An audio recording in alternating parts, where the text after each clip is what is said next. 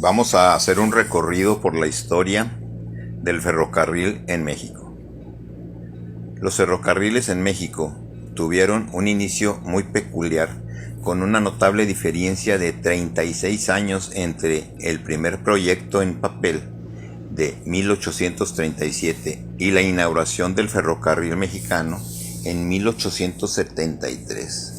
Durante este periodo se habían establecido algunas líneas de corto alcance, como el que iba del puerto de Veracruz a San Juan en 1842 de 19 kilómetros y el que iba del Zócalo de la Ciudad de México a la Villa de Guadalupe en 1857.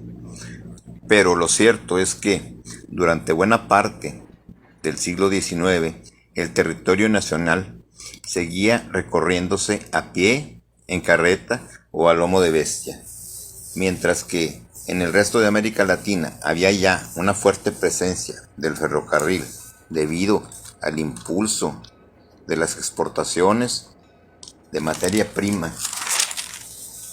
En esa época, el transporte mexicano dependía de los equilibrios sociales, de los conflictos políticos, las guerras y las condiciones geográficas del territorio nacional. En un principio, la implementación ferrocarrilera fue concebida como sustituto de los antiguos caminos. No es de extrañarse que muchas vías siguieron los trazos de las antiguas rutas de comercio entre la costa y el altiplano, como el camino del ferrocarril nacional mexicano Veracruz en su trayecto por Córdoba y Orizaba. Los ferrocarriles mexicanos obtuvieron una atención política importante entre el año de 1876 al año 1910. Luego de la experiencia por el establecimiento del ferrocarril mexicano, el gobierno federal implementó ciertas políticas para desarrollar más líneas.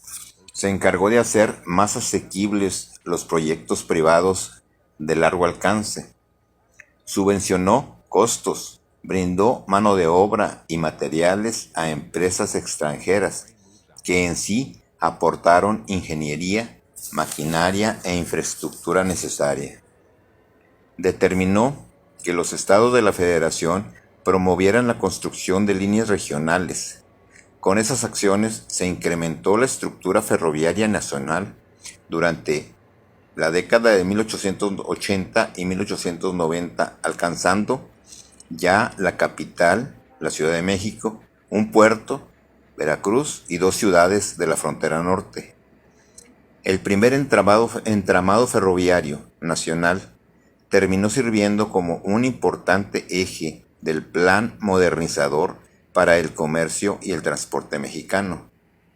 El otro importante eje sería el administrativo. En el año de 1891 se estableció la Secretaría de Comunicaciones y Obras Públicas, entidad que se dedicaría a dejar fija la política de construcción de ferrocarriles, enlaces marítimos, puertos y aduanas, acorde a las exigencias del desarrollo de los capitales mundiales. La nueva Secretaría sirvió a este objetivo. Para 1915, la red ferroviaria nacional se extendía ya 20,000 kilómetros lineales. A nivel Latinoamérica, los ferrocarriles nacionales en México estaban solo atrás de los ferrocarriles de Argentina.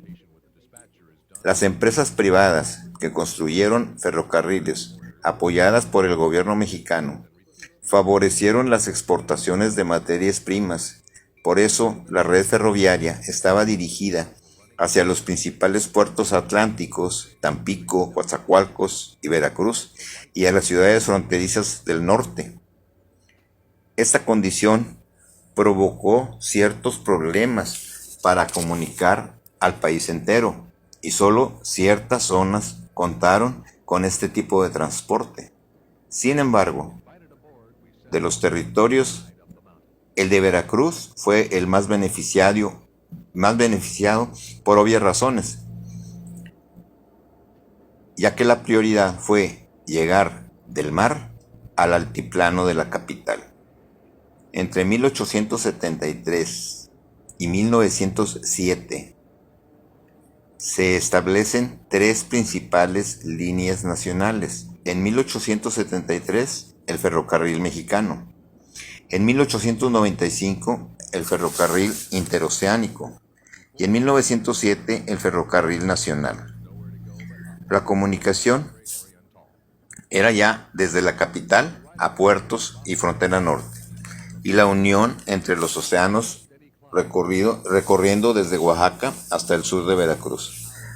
En cuanto a los ferrocarriles regionales, se construyeron en 1875 un ramal Veracruz-Jalapa, en 1877 de Jalapa a Coatepec, en 1884 un ramal de Alvarado a Veracruz llamado el Alvaradito, y en 1900 un ramal de Córdoba a Coscomotepec llamado el Huatusquito. En el norte, en 1903, el Coahuila y Zacatecas inició actividades en 1905. Cabe mencionar que todos los ferrocarriles del país eran administrados por empresas privadas. Para poder organizar las distintas líneas ferroviarias, en 1908 se creó una empresa estatal administradora, que era Ferrocarriles Nacionales de México, 1908. Esta empresa se encargó del control de tarifas, horarios, rutas, embarques, entregas de correo, reparaciones, control de personal y demás asuntos de logística ferrocarrilera. Durante la Revolución Mexicana y la Primera Guerra Mundial, los dueños extranjeros de las líneas ferroviarias delegaron muchas de sus operaciones a la empresa Ferrocarriles Nacionales de México. Y al contrario de lo que pudiera asumirse, los conflictos bélicos, revolucionarios y los de la Guerra Mundial no afectaron la dinámica de los transportes ferroviarios. Los enfrentamientos revolucionarios se enfocaron en dañar vías, pero nunca dejaron al servicio inutilizable, mientras que la Guerra Mundial propició una demanda exterior de productos primarios que mantuvo a los ferrocarriles en movimiento y en un auge económico.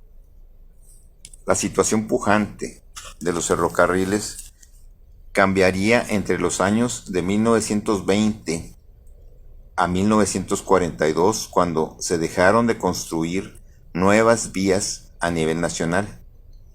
Esto debido a la baja demanda en el extranjero de las materias primas mexicanas, el fuerte impulso del transporte carretero y el uso del automóvil ya en esos años.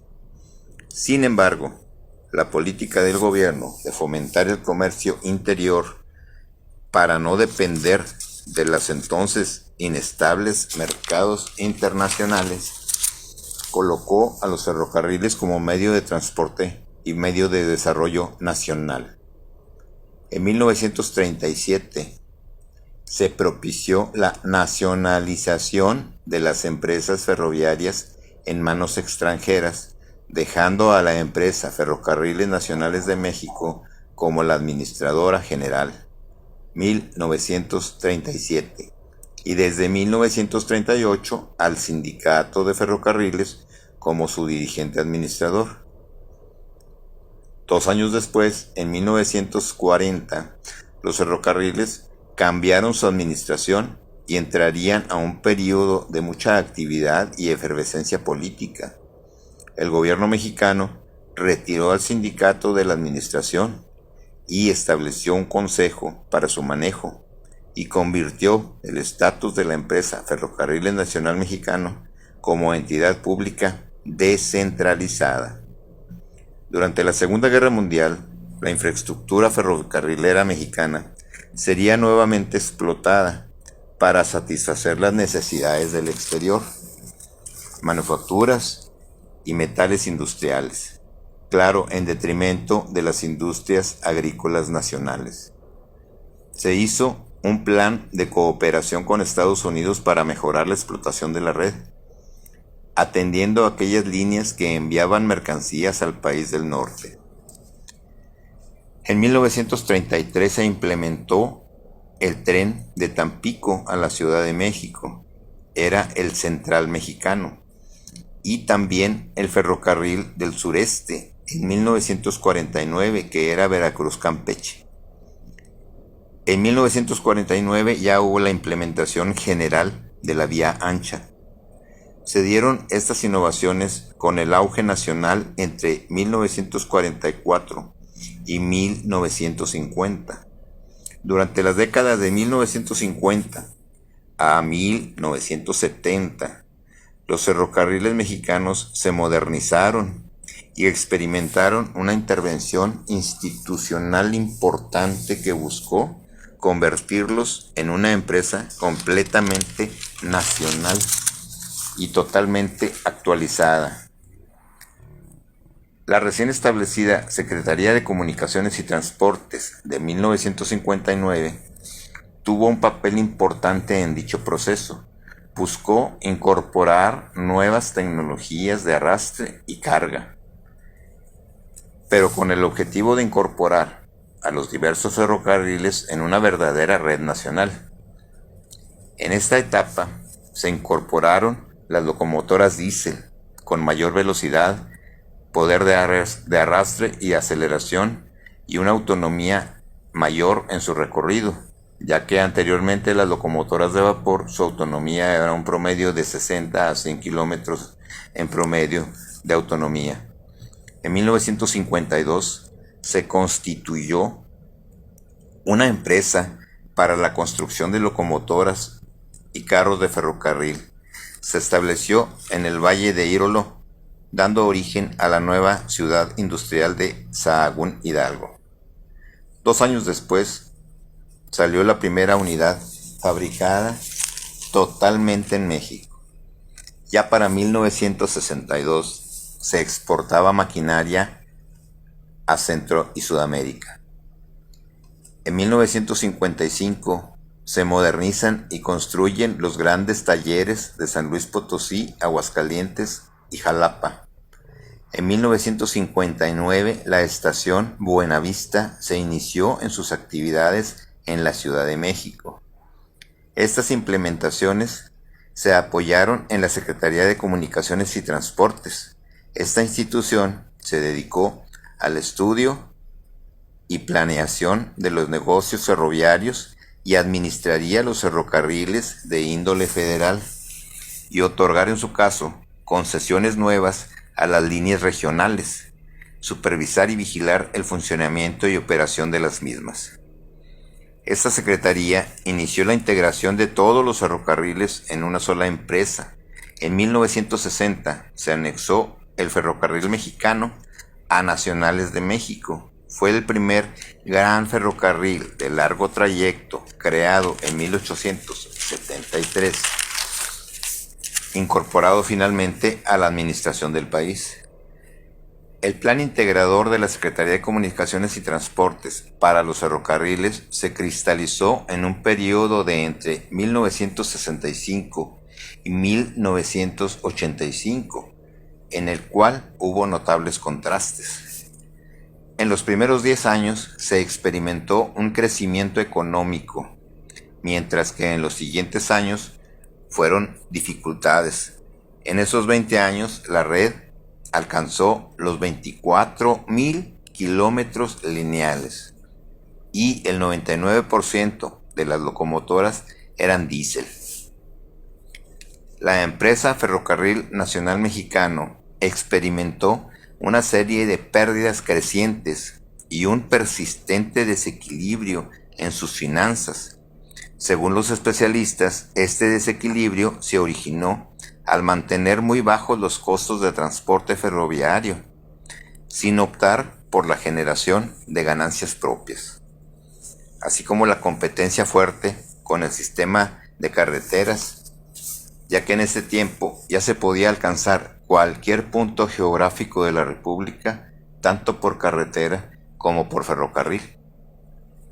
En 1975 se aumentan las tarifas tanto de pasajeros como en transporte de carga. Esta acción dio signos alentadores, pero mantuvo el riesgo latente de pérdidas. Las señales de aliento se basaron en que con las nuevas tarifas se pudo lograr un incremento de locomotoras diésel, llegando a tener 1.300 unidades ya en el año de 1983. Al año siguiente, 1984, los avances en las comunicaciones permitieron instalar radiocomunicación móvil a las unidades ferroviarias nacionales. Entre 1991 y 1994 se propició la privatización de la industria nacional ferroviaria. La empresa estableció un programa de cambio estructural cuyo proyecto incluyó la modificación de la Constitución y de las leyes para establecer que los ferrocarriles dejaran de ser una empresa estratégica exclusiva del Estado mexicano. El programa buscó abrir la participación de la empresa privada que, junto con las políticas dirigidas a atender el comercio exterior con Estados Unidos y Canadá, y se establecieron importantes condiciones para permitir este cambio trascendental. Desde finales del siglo XX y principios del siglo XXI, el principal beneficiado de dicho proceso privatizador fue el ferrocarril de carga y el comercio exterior. Diversas empresas han usado la infraestructura ferroviaria para garantizar el traslado de las mercancías hasta los confines de toda Norteamérica. Este movimiento ha propiciado el intercambio de mercancías y materiales entre México, Estados Unidos y Canadá, con varios beneficios y retos contemporáneos. Al contrario de lo que pudiera asumirse, actualmente el ferrocarril ha sido revalorado y considerado como un importante impulsor del desarrollo económico. Se están desarrollando importantes proyectos nacionales, como el tren interoceánico en el Istmo de Tehuantepec, que incluye rehabilitación de estructuras, vías, bodegas, estaciones y la integración de parques industriales. El proyecto del Tren Maya, con 1.500 kilómetros de recorrido en los estados de Chiapas, Tabasco, Campeche, Yucatán y Quintana Roo. A 130 años, los trenes en México siguen siendo hoy, más que nunca, detonantes de un crecimiento económico cada vez mayor.